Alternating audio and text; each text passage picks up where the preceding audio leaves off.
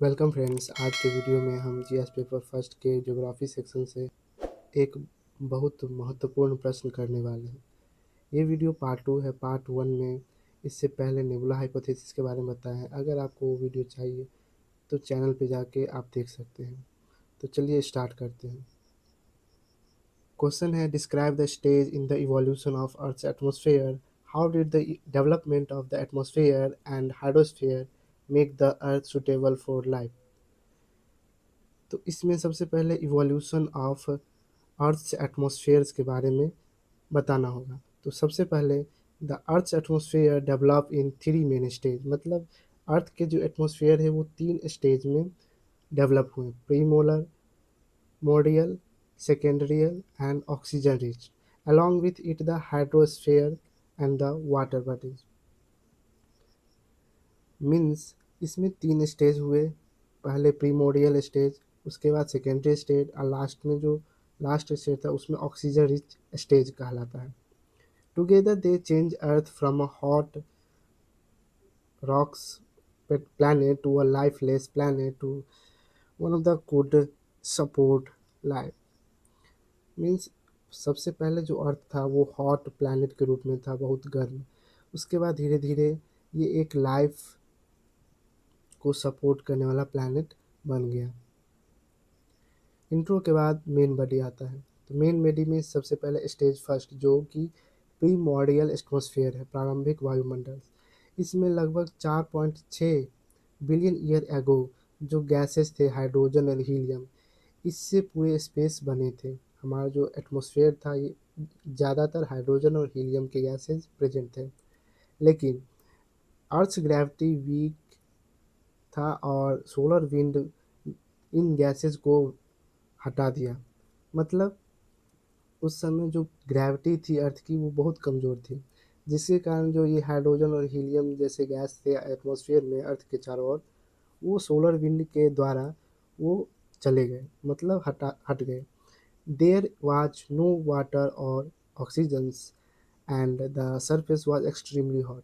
वहाँ पर कोई वाटर नहीं था, ना ही ऑक्सीजन थी, जिसके कारण पूरा प्लैनेट क्या था, गर्म था। उसके बाद करते हैं सेकेंडरी एटमॉस्फेयर, जिसमें वॉल्केनिक इरप्शंस हुए जिसके कारण कई सारे vapours, water vapours, carbon dioxide, nitrogen, methane and बहुत सारी गैसेज निकली, अमोनिया। ये सब लगभग पूरा एटमॉस्फेयर को गर्म करता था। मीन्स हमारे एटमॉस्फेयर जो ग्रीन हाउस इफेक्ट में जितने भी गैस जैसे कार्बन डाइऑक्साइड इसमें प्रचुर मात्रा में थे उस समय सेकेंडरी एटमॉस्फेयर में, मीथेन, इसके कारण हमारा जो एटमॉस्फेयर पूरा गर्म रहता था। As the earth cooled water vapours turns into rain.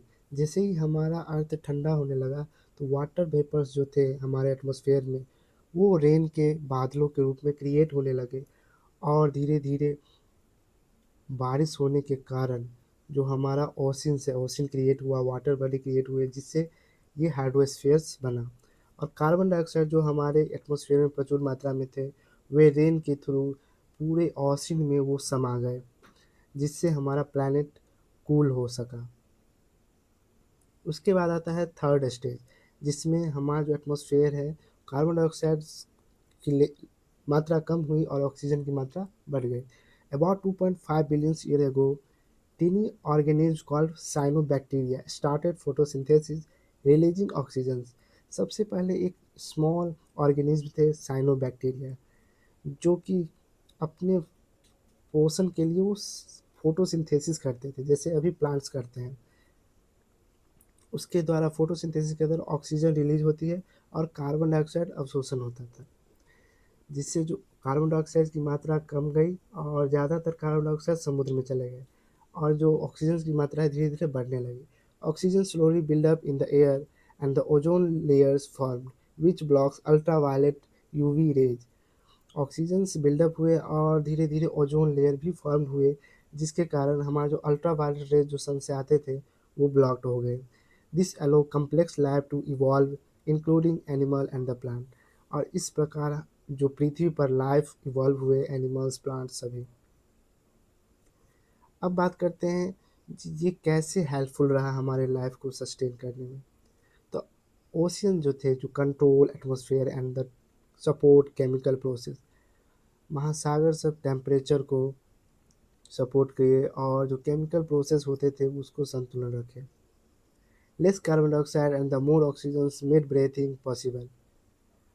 और कार्बन डाइऑक्साइड की मात्रा जैसा कि बताएं कम हो गई और ऑक्सीजन की मात्रा बढ़ गई, इससे ब्रीदिंग पॉसिबल्स हो सके, मतलब श्वासन। जितने भी जीव अभी जीवित हैं वो अधिकतर ऑक्सीजन्स ब्रीथ करते हैं और कार्बन डाइऑक्साइड छोड़ते हैं। The ozone layer protected early life from dangerous radiation. और ओजोन लेयर है वो हमें हानिकारक रेडिएशंस यूवी रेज से प्रोटेक्ट करती है। The stable environment helps life grow and evolve. और इस प्रकार हमारा जो इन्वायरमेंट है स्टेबल हो गया और धीरे धीरे यहाँ पर लाइफ की उत्पत्ति हुई, इवॉल्व हुई और लाइफ सस्टेन हो सका। अंतिम में कंक्लूजन लिखना पड़ता है इसमें। The formation of atmosphere and hydrosphere made earth a safe, stable and life friendly planet with water, oxygen and protection, all essential for life to begin and grow। ये था हमारा क्वेश्चंस। इसके रिस्पेक्ट में हम ज्योग्राफी के questions को इस प्रकार लिखेंगे जिससे हमें आंसर राइटिंग में ही मदद मिलेगी। अगर आप चैनल पर नए हैं तो सब्सक्राइब करिए और सपोर्ट कीजिए। Thank you for watching.